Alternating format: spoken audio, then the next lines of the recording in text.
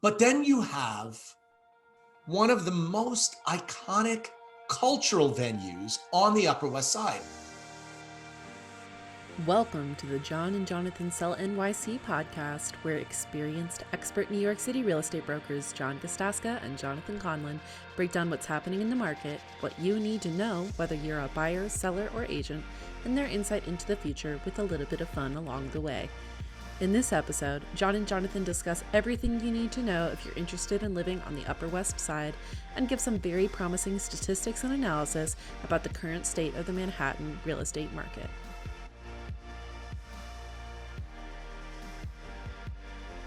Hi, everybody, and welcome back to the John and Jonathan Sell NYC podcast.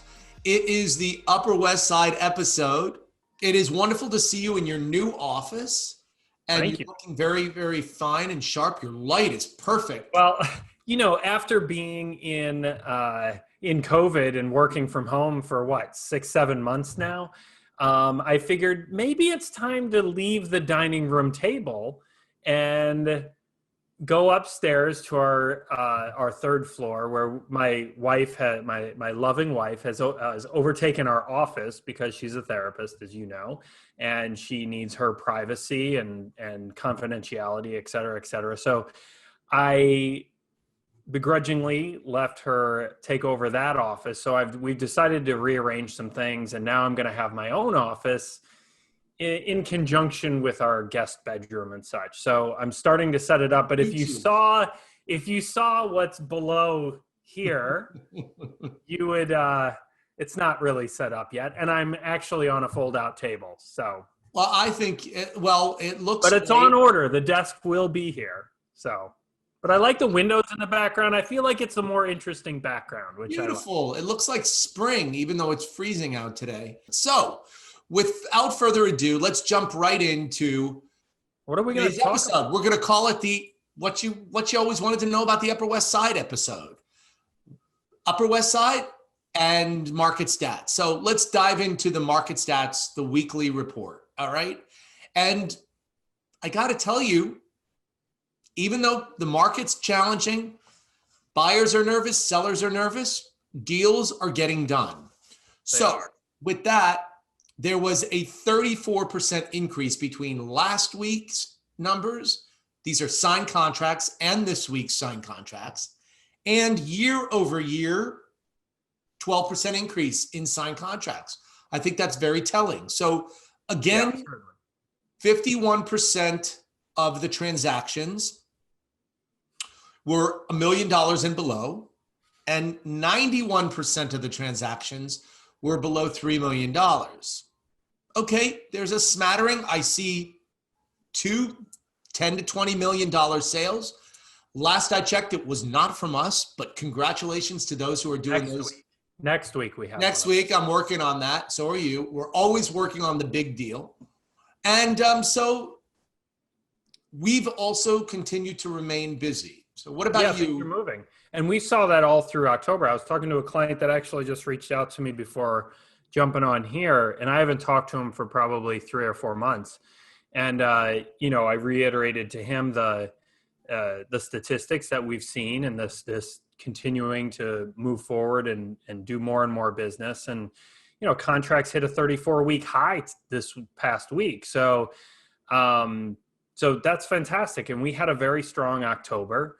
So of course, it feels a little bit of a lull here, right, or as we hit the election time, because we're recording this before the election, but we'll see it here shortly, and hopefully the results, and hopefully, nice, easy transition or continuation of power, and nobody's, getting crazy or what have you. Yeah. So the bottom line is that the market's moving, as we've reported for weeks now, and that's a good thing. And people need homes, and the buyers they are zeroing in on the deals, and the sellers who need to sell are getting their apartments sold. And there's a very interesting graph that came out this week with and we'll post it in our show notes, which is the contracts reported signed by week since March, and it's last year versus this year. And it shows you those lines basically converging. So, and really us good doing, chart. Yeah, even doing, more business this year than what we did last year. So that's, it's an interesting graph to see. And of course, you see the massive disparity between during COVID time, but we've quickly gotten back to it. So hopefully it continues. That's what our hopes are. I think once we get past this election, once we get some solidification on that front, no matter what, I think we'll see some more movement. I think people are hyper focused on it right now, and solidification is the number one thing that we need. Sure. So, and people are distracted right now. So we found that in past years where people become distracted and they take their mind off of real estate, and then all of a sudden people start jumping in. So we're welcoming that. So the Upper West Side, John, your home, the Upper West Side. Yes, it's been my home for 32 years of my life. And I loved being a West Sider. I love being a West Sider, period. I always find it interesting where people are their allegiance is heavily one or the other. Having never lived in either the Upper East or the Upper West, I have my druthers. I feel like I would enjoy the Upper West Side maybe a little bit more, but it's hard to say, of course, until you live in a neighborhood. But people are very, there's a real polarization between the Upper East and Upper West. Absolutely. Where people don't cross the park all that often. Ever, from the time that I moved into New York City in 1988, when I had my first apartment on West 57th Street, I thought, I have arrived. Even though it was between 9th and 10th Avenue, it was West 57th Street. Like I even knew what that meant. And since then, I always wanted to be near Broadway, the Broadway district. I wanted to be near Central Park. I wanted to be in the heart of Manhattan, and that's where I lived for 12 years. And now I'm still on the West Side. And I would never— a little outside the heart, but you're a little further north now. But that's interesting. It's interesting to bring that up because I think that's what happens with a lot of people. They move into the city. They move into one specific neighborhood and that just becomes their home. And that's where they end up staying because there's so many different flavors. Every neighborhood has its own flavor, its own nightlife, its own restaurants, its own museums, etc. People just get locked in. I don't think it's because they, don't like the Upper East if they live in the Upper West or vice versa. I think it's just a matter of where people land initially and then they just get comfortable there and stay there. So the Upper West Side, as we talked about the Upper East Side, Upper West Side refers to the west side of Central Park. I know you're excited to talk about the Upper West Side because you're a longtime resident. You know it better than I ever will, having lived there as long as you have. 32 years. What's the history of the Upper West Side? Very, very, very interesting that you ask. So, like we talked about in the West Village when we talked about that, most of the population was downtown, financial district and such.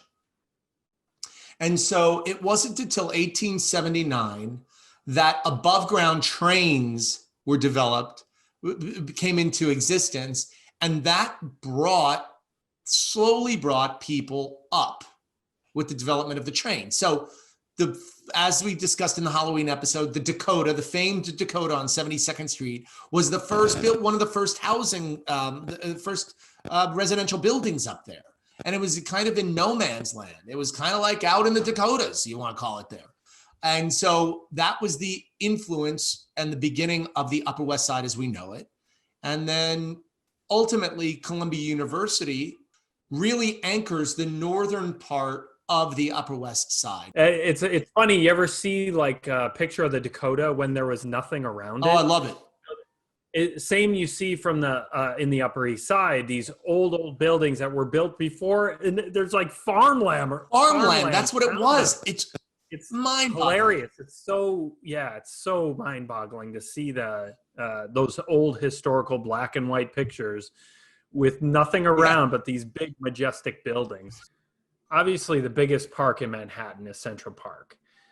So when we did our Upper East Side show, we didn't talk too much about Central Park, other than we kind of take it for granted. People understand the size, the scope of Central Park, but it's over 840 acres, massive space. And what's great in the Upper East, Upper West, even if you're on the river, to get to the park is not a bad walk.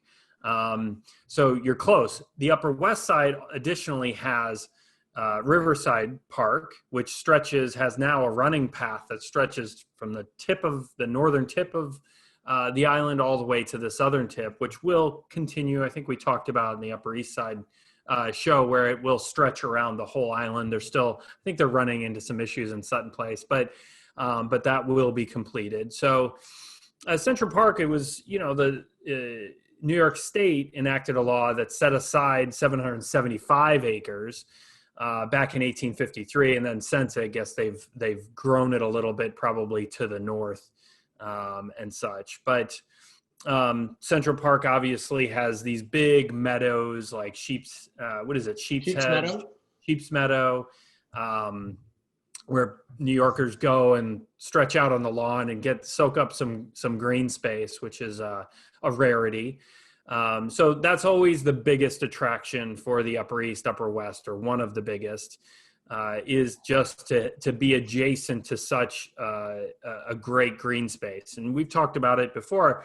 I love Central Park. I walk through it. If we're, our office at 60th and Madison, walking across the park to appointments in the Upper West Side is a great jaunt in the middle of the day. And it's such a dichotomy with the concrete jungle versus this beautifully manicured private, garden park here in the city. So, but the Upper West Side has a smattering of other little parks, but those would be the two big ones that everybody thinks of: Central Park and the Riverside Park. Which is Riverside Park, obviously very thin, but they've done some amazing piers and such all along the Upper West Side that have made it much more attractive and enjoyable. So in my neighborhood, they even have on the upper level, they have outdoor cafe. You can get burgers in the summer. They'll do music. And it's a wonderful place to walk your dog, and just Riverside I'm talking about. Because I always thought I could never live anywhere away from Central Park until I got to Riverside Park. And do you know how the small loop of the park is 1.8 miles that you can run? And then the large loop is, I think it's 5 or 6 miles. And you know how I knew that? Because I ran 2 New York marathons. Back in the day. And I trained in Central Park. I forgot that you ran the marathon a couple of times. Youngin, 1993. It was way before my time. 1993, 1995, yeah.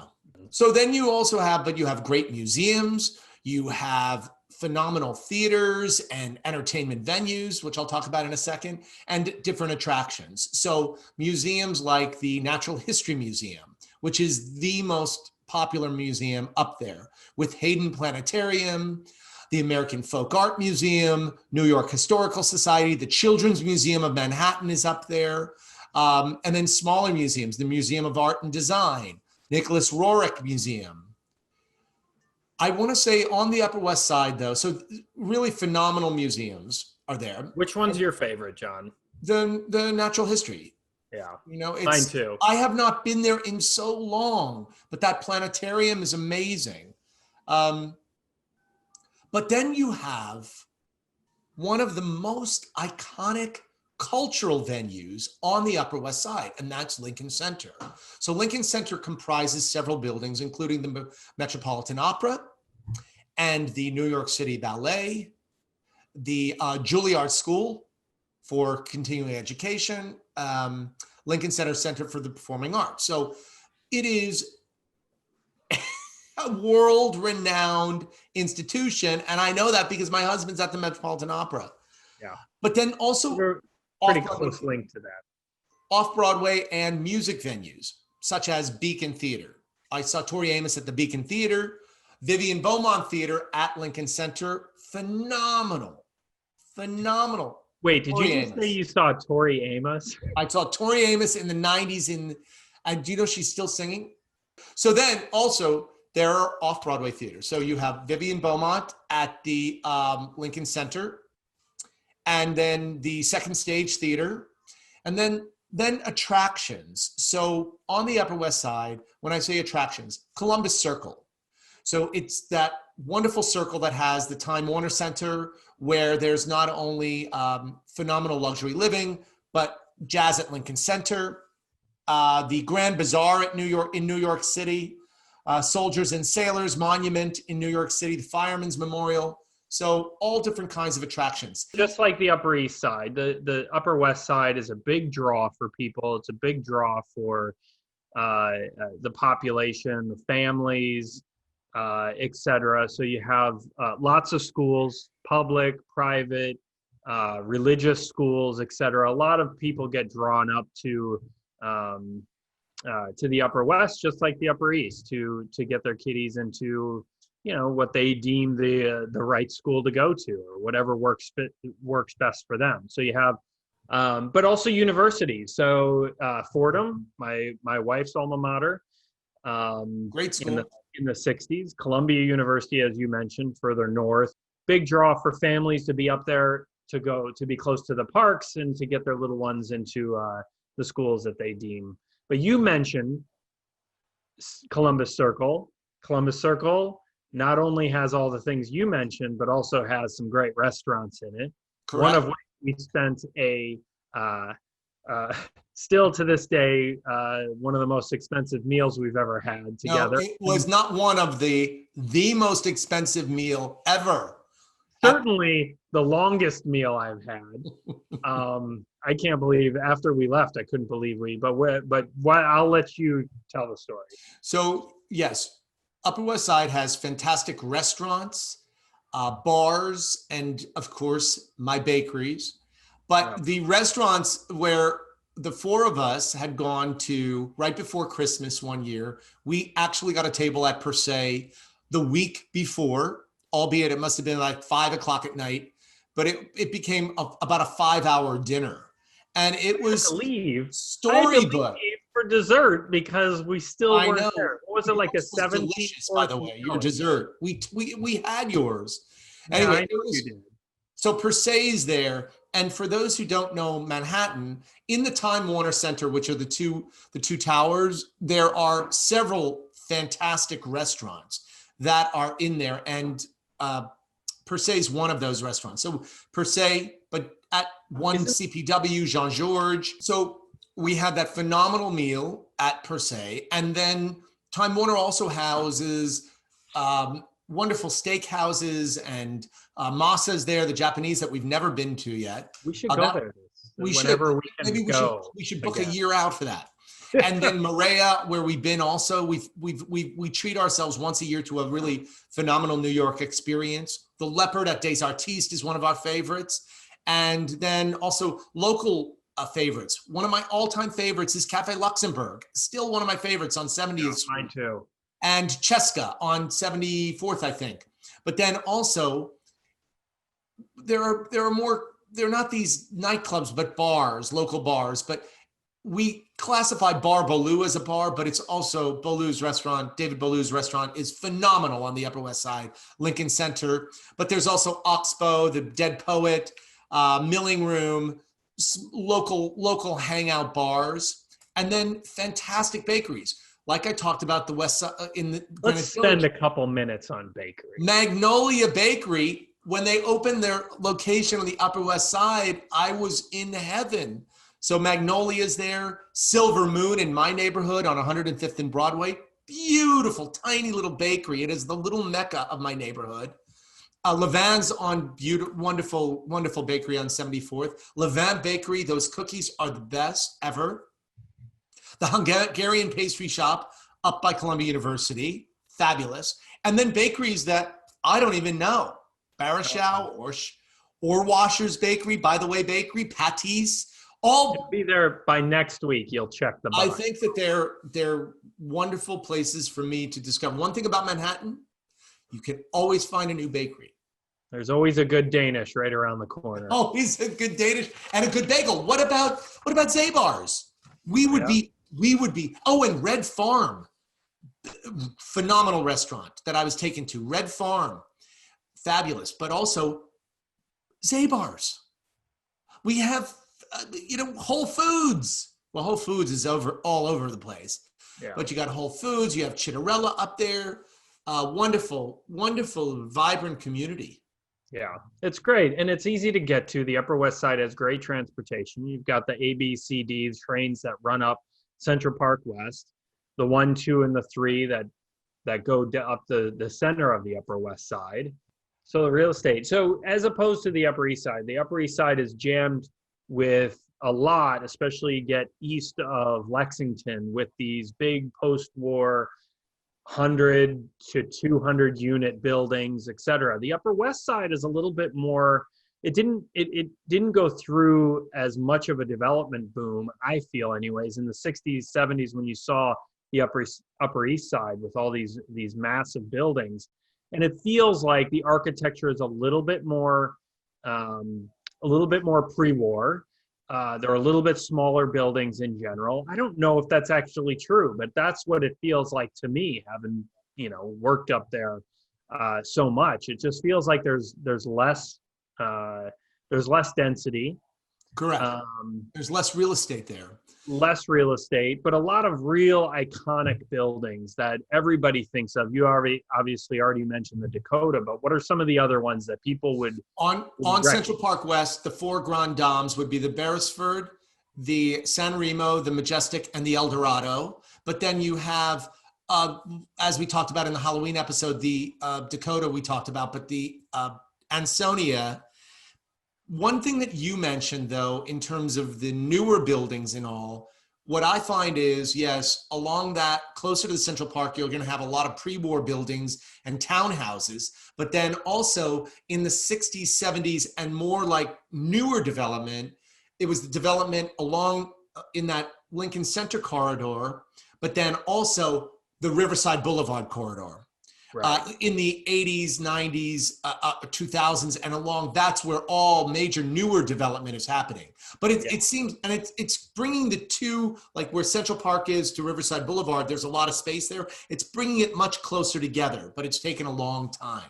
Yeah, I guess what I would say is like you mentioned, around the Lincoln Center area, the new developments where you find these bigger buildings and such, and by new, I'm just saying post-war buildings, seem to be more centralized in specific areas instead of spread out. Yeah. Instead of spread out, where the Upper East Side feels like those are peppered throughout the whole Upper East Side. It's just more land over there.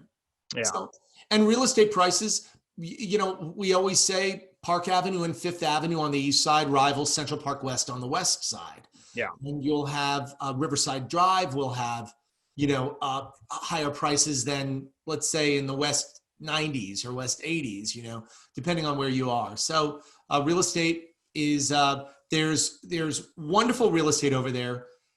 There's not much real estate on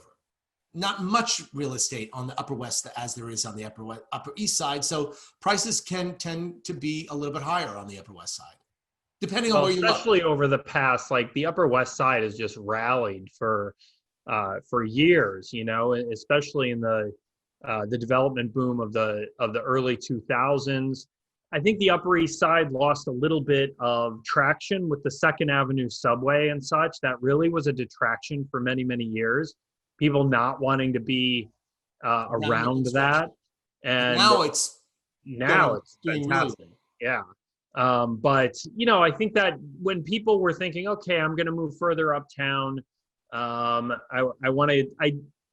fine being farther away from the downtown nightlife and such, and want a little bit quieter neighborhood. Sometimes people, that pushes them to the Upper East, Upper West, the proliferation of all the schools and such that are in those two neighborhoods, that pushes people north as they're having families and such. Well, the Upper West Side, close to your heart. I've learned a lot. We work obviously a lot up there because of your residence in the area. And I love it. Maybe someday I'll make it up your neck of the woods. We'll see.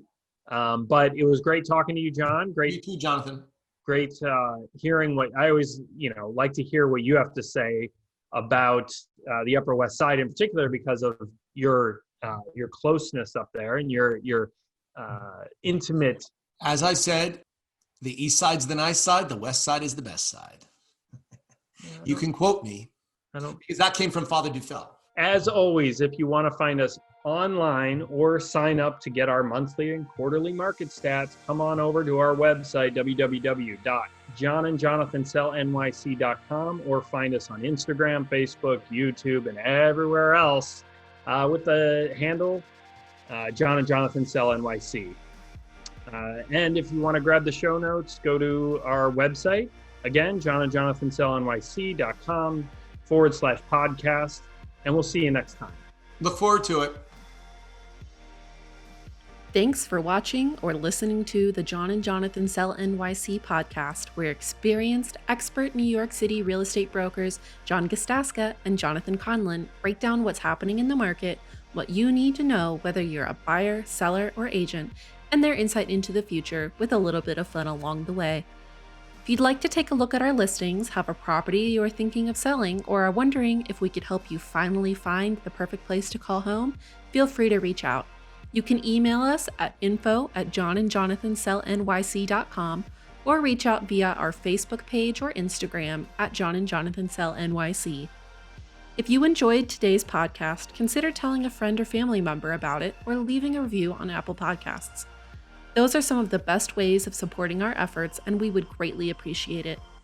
Thank you again for tuning in. We can't wait to share what's coming up next. Subscribe to the podcast to make sure you don't miss our next episode, and we'll see you next time.